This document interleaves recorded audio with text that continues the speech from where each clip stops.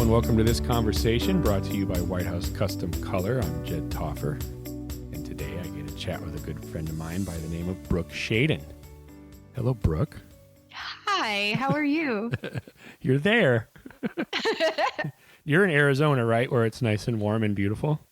Yeah, it is. It has been pretty warm and blue skies, and I'm so happy. Well, we have the blue skies here in frigid Minnesota, but I think we're really close to the single digits. But that's inspiring when it's the start of it. Well, you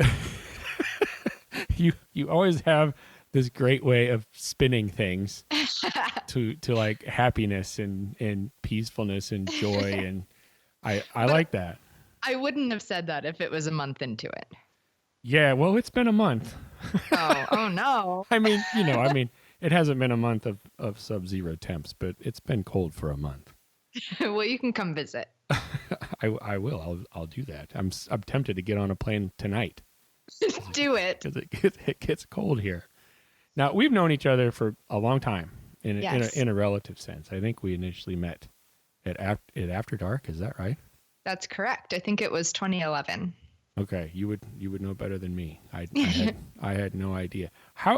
I'd like to know. I was thinking about this earlier. How would you describe the time that has passed since then for you? I would say that it's been a time of totally embracing who I am and then letting that person die. Wow. Okay. I would like to know more. Well, it was when I met you, I was very much at the beginning of my career. I had been, I guess you could say, working professional for a year at that point. And it was a really interesting time because I didn't know yet exactly who I was going to be as a professional photographer, where I was going to go in my career.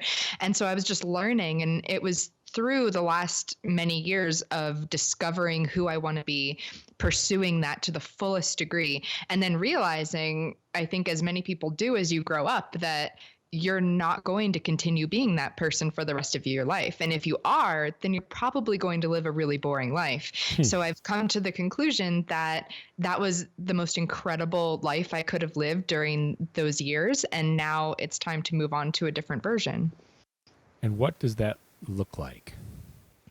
For me, it looks a lot darker in an artistic sense and a lot more fulfilled in a personal sense. So I'm moving away from my desire to please people so much and really just looking at where am I in my life personally? How can I represent that through imagery, through writing, through anything else that comes up that might be interesting, and really just giving myself permission to fail right now. And you didn't do that before? I did, but I think I got a little bit caught up in what will people like and how can I do this in a way that's diplomatic, I guess. And I sort of walked away from my earlier sensibilities of being really overtly dark, because that's how I started my career, was just being as deathly and creepy as I could, which maybe wasn't for the right reasons either. I mean, it was like a natural tendency, but I really loved the shock value of that in a way. And now I'm much less interested in the shock value, but more interested in pursuing darkness in a very real, honest way. All right. I definitely want to get to that, but I'm curious hearing you say all this like this. Don't you think there are going to be people that are surprised by that shift? Yeah, I do. And that's good. I mean, the thing is that I've always, at least I believe, maybe it's delusional, that I've lived my life extremely authentically. So anytime I've made any decision, it was because I wanted to do it, because it felt right, because it seemed like the right thing to do. So everything that I've always done was right at that time. But I think that I've just learned a lot more about what does it mean to live honestly and what does it mean to create honestly. And I think through learning and through years of experience, you start to naturally understand where you're meant to go. So this is all part of the evolution of Brooke, so to speak. Yeah, and in a for any sense. artist, really. I mean, I think that it's the goal of the artist to create as honestly as possible, no matter what kind of art you create, whether it's surreal and whimsical and otherworldly or documentary and totally true to life. The goal is to be honest to yourself and your imagination and your reality. So that's what I'm trying to do. I get that. I think I'm intrigued by how cognizant you seem to be of the shift. Does that make sense? Like you really seem to be aware that this is happening, Yeah. and you're embracing it. Yeah, the other day I was talking with a friend and she said, I think that if you had a superpower, it would be that you're self-aware. And Hey, I yeah. thought that was really funny because I think that's true. I don't have a ton of natural abilities, trust me, but one thing that I am is very aware of where I am in my life, where I want to go, how I want to get there. So do you attribute, well, I don't like to use this word with you in particular, but do you attribute your success to that Um, in part? Yes, actually, I do think so. I mean, I think that being decisive, knowing what you want, and having the foresight to be able to get there efficiently is quite a pinnacle of success. And I also do hate that word, but by success, I simply mean achieving what you set out to achieve. Right. And that's why I was hesitant without defining it, because Yeah, I feel like it has a certain connotation that for me, at least on the surface, doesn't apply to you. right. So Yeah. help me with the darkness piece, because I'm a Midwestern boy, right? I I grow up, and to me, and I've been drawn to darkness as well, in that I always liked spooky things and like the ghost. I was the kid telling the ghost stories, Oh man, then and I was the kid hating you for that. no, that was me. I was the one telling the Ugh. stories and loving every minute of it and getting in trouble, from all the parents that and I'm talking about when I'm 10, right? Or when I'm 8, Yeah. like when I was young. Yeah. But that was me. So I always thought monsters were cool. Yeah. I liked Dune for the sandworms, Brooke. That's Well, that's what yeah. drew me to Dune. But the sandworms are misunderstood, I think. Well, I agree, but I liked them because they were enormous and terrifying. That's what drew me to that story initially, right? So, and that's kind of an inside joke between you and me. But anyone out there that's interested in big time sci-fi, you should check out Frank Herbert's Dune. Yes, I know please. I know Brooke would also support that. Yes. Moving on, though, what I wanted to talk about really with you is with darkness. With me, I have this association, even with the word darkness, that is not good. And I wonder if you come at it from a different angle. Yes, I've never thought of it like that before because like if you ask me my first associations with the word darkness, I Mm-hmm. immediately think beautiful and I Mm-hmm. immediately think life altering Okay. in some way. I see darkness as the best place to explore growth and to explore how you can start to shift your mindset from seeing something bad to seeing something good. So I've always had this very odd relationship with darkness in that I hate ghost stories. I hate anything scary. I am scared of everything. And yet I've always seen that as my greatest asset because it gives me imagination and a sense of setting and story in my life. And it gives some opposition that I think is the way that we grow. Okay, so I'm trying to wrap my mind around all this, because this is a new concept for me, really, and I and I Yeah. and I knew it would be. So to you, darkness is not a bad thing, No. but because you kind of embrace it I do. in a Yeah. sense, or you look at it as something to be embraced.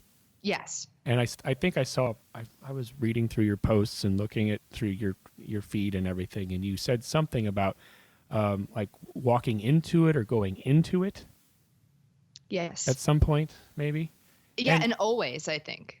help me with that. I'm serious. I really need help with it, because Sure. to me it's just this terrifying. Like, okay, maybe this will help you. When I think darkness, I think evil, but you don't. Oh, yeah. I see darkness as a place where maybe evil things exist, but also the most beautiful things. Because if you think of darkness as being evil, then you're going to constantly run away from what haunts you. When in fact, to be able to conquer that, don't you have to face it and explore it and then understand it? So that's how I see darkness, You're as being a blowing my mind. space. You're blowing my mind right now. Because you're absolutely right. I mean, I'll preach that from the rooftops that you got to face your fears, right? Yeah. Okay. Yeah, and that's why it's so exciting. I mean, it's sort of like, I don't know.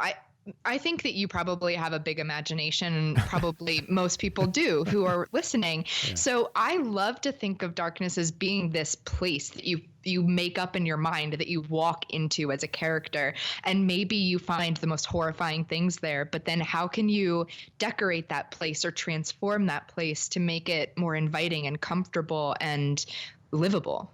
And see, to me, a lot of your imagery is maybe in the last few years in particular, that they have seemed to embody what you're talking about. Yes, I mean that's all I'm interested in, at least for the last few years, is how can I create this space that seems haunted or dark or scary, and then add something into it that makes you stop and see a little bit of beauty, even when you don't want to. Yeah, it's interesting. I see that juxtaposition. Excuse me. I see the juxtaposition in that.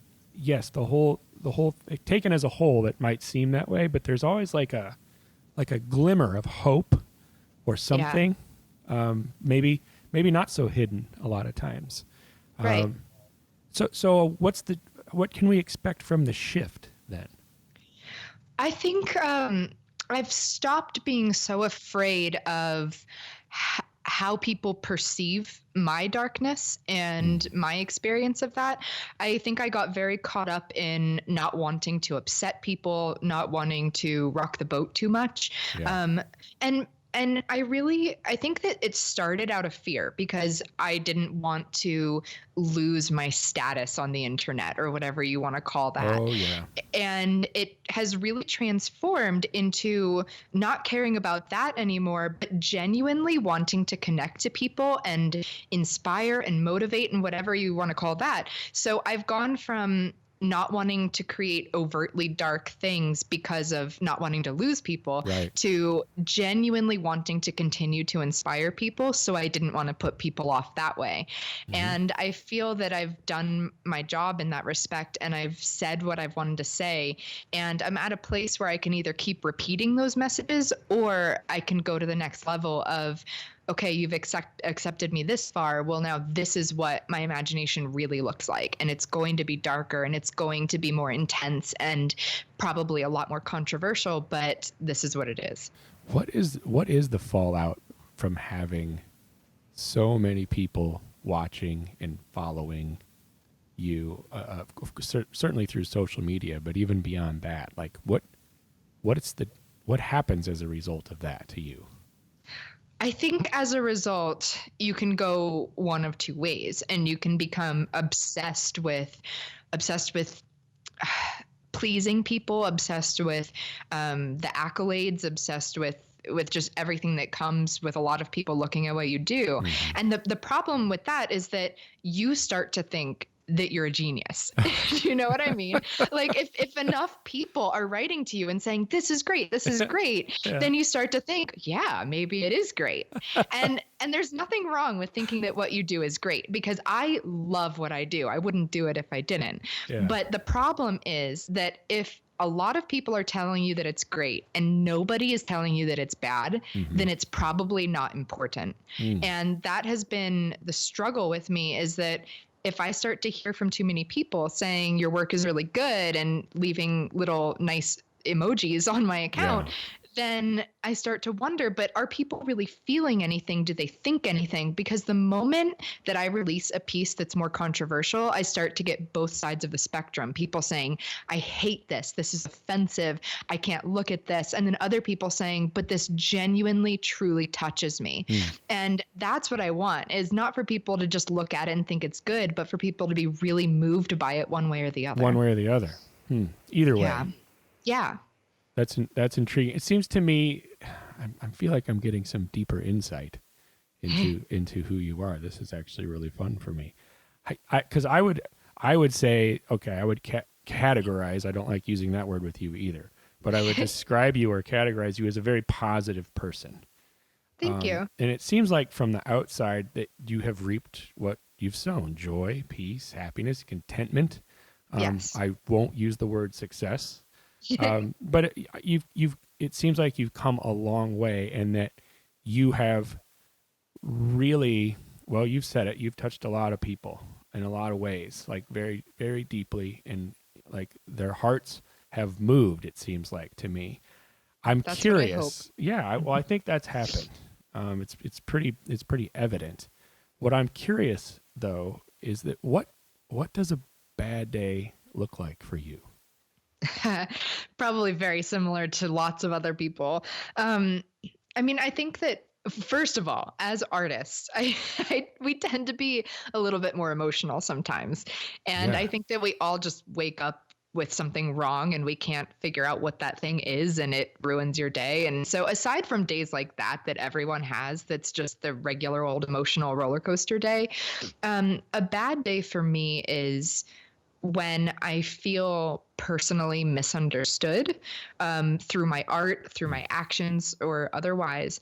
And that is the only thing in my life right now that sends me down a dark spiral. Mm. And that is exactly why I feel the need to create this new series and to put out more controversial work. A large part of my desire to do that is to vanquish, if you will, this need for approval from other people. So I've moved into this new area of my creative life that is largely stemming from having bad days, from recognizing what makes a day really terrible for me and trying to overcome that by facing it head on. Has some of that come from you overextending yourself? Yes, definitely. I became very, very obsessed with the idea that we should all be giving back all the time, Hmm. to a very detrimental degree, because I would say yes to anything. Like I would go anywhere, do anything for anybody. Um, and it's been really, really rewarding in a lot Mm. of ways, but it's also just drained me, and it heightened my awareness of somebody not liking me, because I've strived so hard to make a positive impact, that when the opposite happens, I feel really torn down by that. Oh, interesting. So that's what's coming in the next few months, Yes, essentially. hopefully. Now, how are you going to adjust, or maybe I should ask, are you going to adjust your schedule as a result of overextending yourself? Yes, and in the last few months or so, I really decided I had to, because I was just being run ragged. But I turned down 20 jobs for next year already, just in the last few months, because of this new desire to just create more and be home more, and settle into my routine, because I'm extremely interested in health, mental health, physical Mm. health. And I don't feel healthy if I'm not home in my routine very, very often. Mm. And I know that about myself. So it's massively important. Yeah. So all the travel's great, and Yeah. all this, that, and everything else is great, but you need time for you. Exactly. I mean, I think people work differently. Some people are totally nomadic and they love being on the road and they're creative that way. And I'm the opposite. I am most creative when I am happy, when I'm in a routine, and when I am home. And what does relaxation look like for you? You don't come across as a spa girl. Are you a spa girl? Gosh, no. And that's great. I mean, like, there are times when I go with my mom and it's fun, but Yeah. no. Um, no, for me, relaxation is quiet adventure. Like if I can be home and read and write and Mm. go out on a photo shoot at the end of the day, that's the most relaxing day for me. What are you reading right now? Oh, I'm reading. This is kind of funny. I'm reading this kids book series called Everworld, and which I'm reading as research on how to write like a Oh. more children centric book. Hmm. But before that, I read Good Omens by Terry Pratchett and Neil Gaiman, and that was excellent. I know the name Neil Gaiman. I don't Oh, you know. should. I don't know how I do, but I know that name. Well, have you seen American Gods? No. Oh, it's a new show that just came out on Stars, I think. It's Oh. brilliant, but it's also a quite a large tome of a book, so Oh. it was really good though. I do like a big one, a big huge book that just Well, takes you that is like what this it is. takes you like 2 months to read. Well, it takes me that long to Yes, read. Yeah. exactly. I didn't really used to read, and but I used to call myself a reader because I had delusions about who I was as a person, apparently. You were a poser. Yes, I was a poser reader. And so I realized this, and in June this year I corrected that, and now I've read 22 books since then Is instead of that just the right? one or two. Yeah, and So it's you're been legit. amazing. All right. Yes. Well, because I was under the impression even several years ago that you were a reader, but that was just poser Brooke. Yeah, you see I've tricked you. I just read everything in high school, and then that's it. I just stored them in my memory. That's fantastic. But so now you're on that path because really you're getting more and more also into writing, and you've talked about this on and off and mentioned Yeah. the novel that you are writing. Yes. Yeah. Yes. What can you tell me about that? I can tell you, first of all, let me tell you my journey through this writing experience Yes. because this has been the epitome of the artist journey. I started out a few years ago, I think 4 years ago now, writing this book. I had this idea that was recurring over and over, and I kept telling my husband, and he kept telling me, Brooke, you've already had this idea. You just have to write it. And I kept forgetting that I had the idea. So about 6 times over, I had the same idea. I finally wrote it down, and I was like, I'm just going to write it. I'm just going to write this book. It's going to be great. And that was going to be like my fun downtime over the last few years. So I did. I started writing it, and it was really challenging. And I was really concerned with like hitting my 80,000 word mark and getting to the end of it. And it was such a confusing process. I had no idea what I was writing about. I couldn't remember the last chapter every time I started writing again, which is clearly a recurring issue. And then I finally got to the end of it, and I was like, I did it. I wrote a novel. And so I sent it off to my friend who is an editor, and she wrote me back this email that was like, Brooke, good job. You wrote 80,000 words, but this is not a book. And what you've done I'm is you sorry. I'm sorry for laughing. That's funny. No, it is funny. And so she was like, this isn't a book. This is an 80,000 word summary of a book, and you need to learn how to write. And I sat there for like a full minute, and I was totally rejected. Like, oh my God, I just spent 3 years writing this, and this is awful. And then after that 1 minute of sulking, I was like, you know what? Forget it. I'm going to be a writer. I'm not just going to write a book. I'm going to focus on writing as a craft. So that was when I started reading a ton of books. I started researching how to write. I started learning plot and character and all the elements of storytelling. And only just 3 days ago did I start actually writing the book again through outlining and brainstorming and the real work that it takes. And it was just such an eye-opening experience to remember what it's like to become an artist. Because I became an artist 9 years ago when I started creating photographs, but I forgot what it was like to learn how to do something well. And what I've learned through this experience is that you can do anything as long as you do it well. So that's what I'm trying to do now. How similar was it? I mean, because I get what it's like to forget what it's like to learn. Yeah. Right.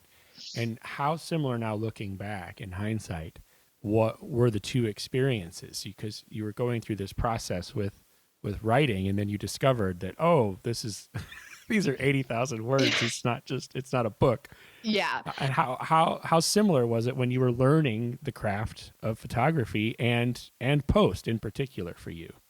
It was so exactly the same that I'm ashamed, actually, because I spent years just revolting against Photoshop, even though I am a Photoshop artist largely. Yeah. And I was so proud that I only used like 3 tools in Photoshop. And I still don't know that much in Photoshop, but I know more than that. So I spent years just like blasting out to everyone, you don't need to know this in Photoshop. You don't have to do this.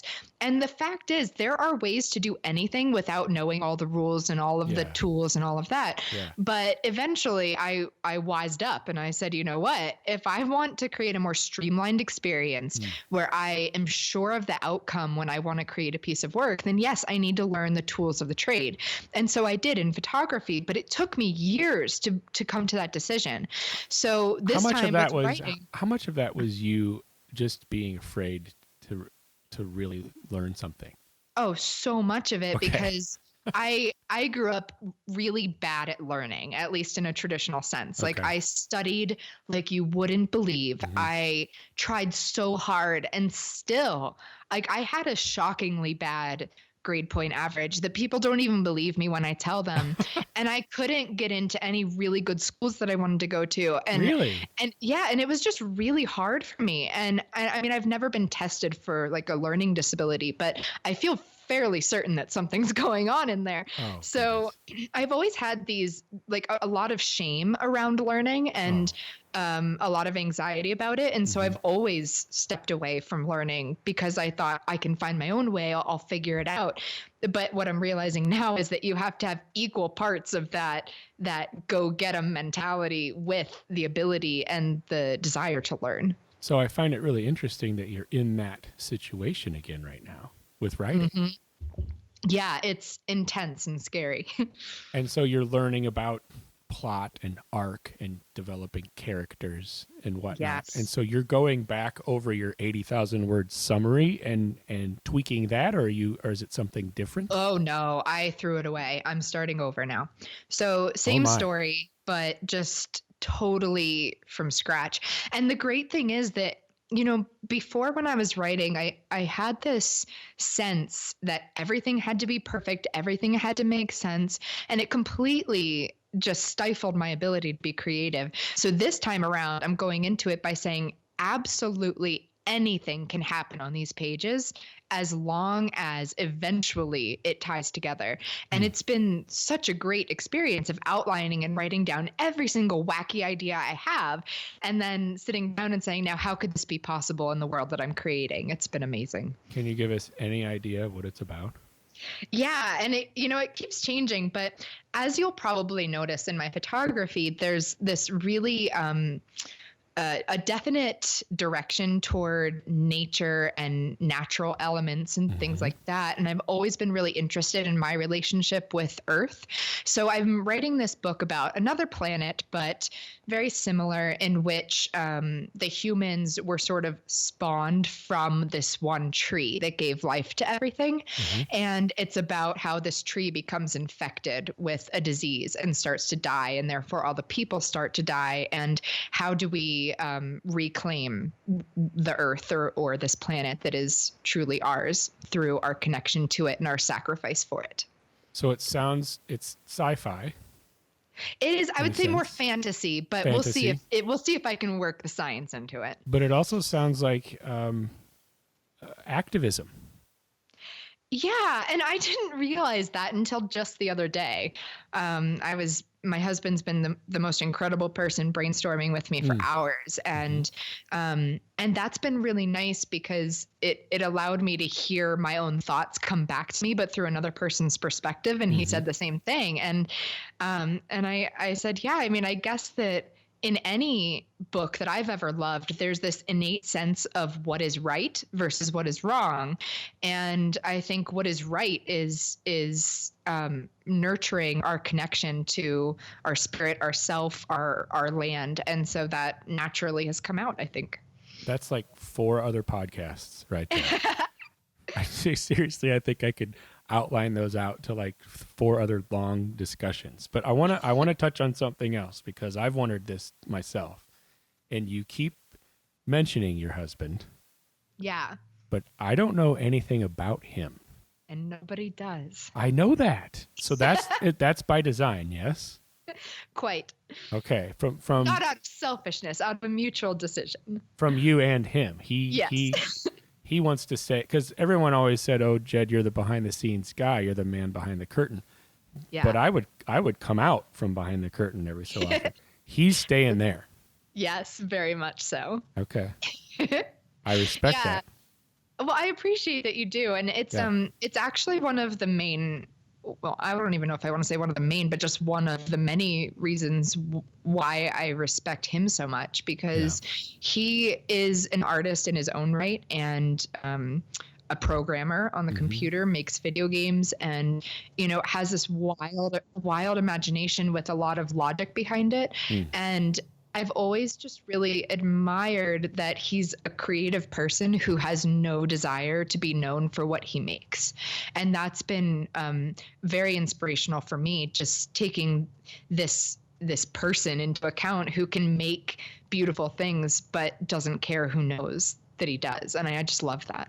Well, what a gift it is to have somebody like that you're married to that can be so inspirational to you. Yes. Oh my gosh, it's the greatest. That's fantastic. All right, I won't ask any more questions about him. We'll just leave him be. Very good. Okay, so what is the next? Let's talk about just real quickly. What does the next 6 months look like for you then? Well, very realistically, first of all, I have a couple of really big trips coming up, which I know that we just said that I wasn't willing to travel as much, right. and I'm largely not, but these are two big charity trips that I'm really excited about. So I'm going back to India and Thailand in January, and I'll be gone for 3 weeks then. So I'm going to start another school that I run in Thailand, and just keep running workshops there.